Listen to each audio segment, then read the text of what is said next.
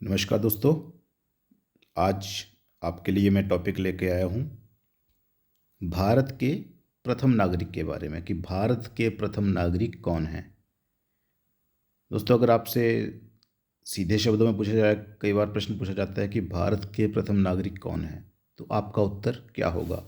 तो आइए आज का टॉपिक यही कवर करते हैं कि भारत के प्रथम नागरिक कौन हैं या भारत के किस व्यक्ति को प्रथम नागरिक कहा जाता है। तो आइए शुरू करते हैं। दोस्तों, भारत के प्रथम नागरिक जो हैं वो भारत के राष्ट्रपति हैं। भारत के राष्ट्रपति को ही भारत का प्रथम नागरिक कहा जाता है।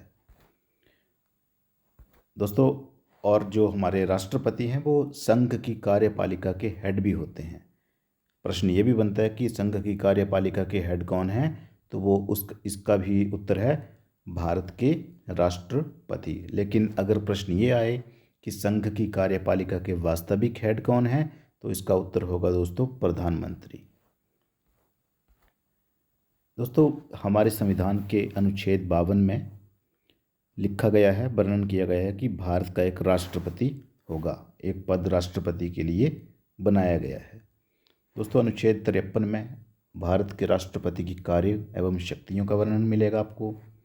अनुच्छेद 54 में भारत के राष्ट्रपति के निर्वाचन के बारे में बताया गया है कि निर्वाचन कैसे होता है।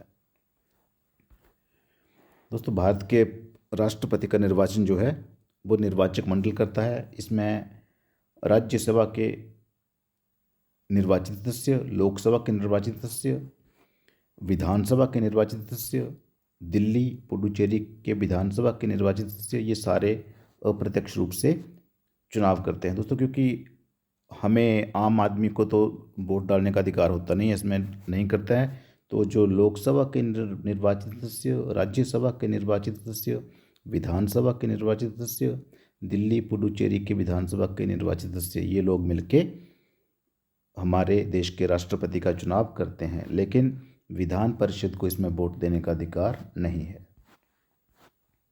अनुच्छेद 55 में निर्वाचन की रीति बताई गई है कि निर्वाचन कैसे कैसे होता है। तो दोस्तों, इसके लिए समान अनुपातिक प्रतिनिधित्व प्रणाली का प्रयोग किया जाता है। संघ के 776, राज्य के 4120 सदस्य मिलके राष्ट्रपति के चुनाव में भाग लेते हैं। अब बात आती है कि वोट वैल्यू कैसे निकालेंगे, क्योंकि ऐसा तो है नहीं कि हमारे सारे स्टेट्स बराबर हैं या हमारे स्टेट्स में विधानसभा की बराबर सीट्स हैं। तो कैसे करेंगे? एक विधायक का मत निकालने के लिए उस राज्य की कुल जनसंख्या बटे उस राज्य की विधानसभा के कुल निर्वाचित सदस्य गुना 1/1000। दोस्तों, ये फॉर्मूला अपनाएंगे एक विधायक का मत निकालने के लिए। अब बात आती है आपके आगे सांसद के मत की। दोस्तों, एक सांसद का मत मूल्य क्या होगा? कुल विधायकों का मत मूल्य बटे निर्वाचित सांसदों की संख्या। तो इस हिसाब से दोस्तों लोकसभा के 533, राज्यसभा की 233, ये कुल हो गए 776, और विधानसभा के 4120 सदस्य मिलकर हमारे राष्ट्रपति के चुनाव में भाग लेते हैं।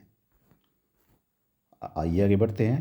दोस्तों, अनुच्छेद 56 में भारत के राष्ट्रपति के कार्यकाल का वर्णन मिलेगा आपको। तो दोस्तों, भारत के राष्ट्रपति का कार्यकाल जिस दिन से शपथ ली जाती है उस दिन से लेकर 5 वर्ष तक होता है, अगर बीच में त्यागपत्र ना दें तो।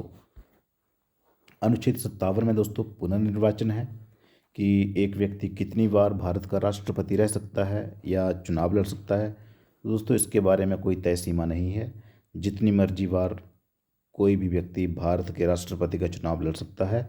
जीतना ना जीतना ये अलग की बात है, लेकिन आज दिन तक डॉक्टर राजेंद्र प्रसाद ही ऐसे हैं जो 2 बार भारत के राष्ट्रपति रह चुके हैं। अगर अन्य देशों की बात की जाए तो केवल 2 बार ही एक व्यक्ति उस देश का, अन्य देशों का राष्ट्रपति रह सकता है। आगे बढ़ते हैं। दोस्तों, अनुच्छेद 58 में भारत के राष्ट्रपति की योग्यता का वर्णन है। तो योग्यता क्या होगी?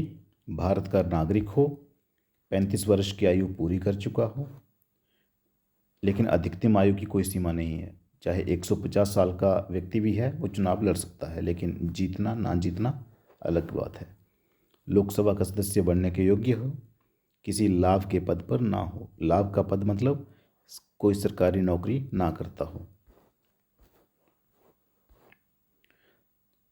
दोस्तों, तब तो आप सोचेंगे कि भारत के लगभग 50% लोग जो हैं वो राष्ट्रपति का चुनाव लड़ने के योग्य हैं। नहीं दोस्तों, इसके लिए चुनाव आयोग में 50 सदस्य प्रस्तावक होंगे और 50 सदस्य अनुमोदक होंगे। मीन्स 50 प्रस्ताव रखेंगे कि कौन व्यक्ति चुनाव लड़ेगा और 50 लोग उसे सपोर्ट करेंगे, तब जाके वो कैंडिडेट जो है वो भारत के राष्ट्रपति का चुनाव लड़ सकता है। इसके लिए दोस्तों जमानत राशि 15,000 रुपये है, वो आरबीआई या किसी अन्य सरकारी खाते में जमा करवानी पड़ेगी। लेकिन अगर कुल मतों का 1/6 भाग मत प्राप्त ना हो राष्ट्रपति को, तो 15,000 रुपये जमानत राशि जो है वो जमा हो जाती है। दोस्तों, ये सिस्टम सांसद के लिए भी है, विधायक के लिए भी है, पंचायत के लिए भी है, मीन्स सभी इलेक्शंस के लिए सेम है। अनुच्छेद 60 में दोस्तों शपथ के बारे में बताया गया है कि जब भारत का राष्ट्रपति चुनाव जीत जाएगा तो शपथ लेंगे। दोस्तों, ये शपथ लेंगे सर्वोच्च न्यायालय के मुख्य न्यायाधीश के समक्ष। यदि किसी वजह से सर्वोच्च न्यायालय के मुख्य न्यायाधीश प्रेजेंट नहीं है तो सर्वोच्च न्यायालय के किसी वरिष्ठ न्यायाधीश के समक्ष शपथ लेंगे। अनुच्छेद 61 में दोस्तों महाभियोग है। अगर भारत का कोई राष्ट्रपति हमारे संविधान के अनुसार काम नहीं करते हैं, हमारे संविधान का उल्लंघन करते हैं, तो उन पे महाभियोग का प्रस्ताव रखा जाएगा। संसद में महाभियोग का बिल पास होगा। लेकिन इससे पहले 14 दिन पहले भारत के राष्ट्रपति को सूचना दी जाएगी कि आपके खिलाफ महाभियोग चल सकता है। यदि उससे पहले राष्ट्रपति अपना त्यागपत्र दे दें तो महाभियोग नहीं चलेगा। और राष्ट्रपति किसे देंगे अपना त्यागपत्र? उपराष्ट्रपति जी को। लेकिन हमारे जो उपराष्ट्रपति हैं वो 6 माह तक राष्ट्रपति के पद पे रह सकते हैं। इसके बीच में दोबारा निर्वाचन कराना पड़ेगा। लेकिन अभी तक दोस्तों भारत में किसी भी राष्ट्रपति को महाभियोग के तहत नहीं हटाया गया है। दोस्तों, आज की जानकारी इतनी ही थी। ये सारी जानकारी मैंने इंटरनेट से थोड़ी इकट्ठी की है। अगर आपको इसमें कुछ गलत लगता है तो कृपया मुझे बताएं, मैं अवश्य इसमें सुधार करूंगा। और मेरा इस वीडियो को डालने का उद्देश्य किसी व्यक्ति, धर्म, जाति या किसी पद को ठेस पहुंचाना नहीं है। धन्यवाद दोस्तों।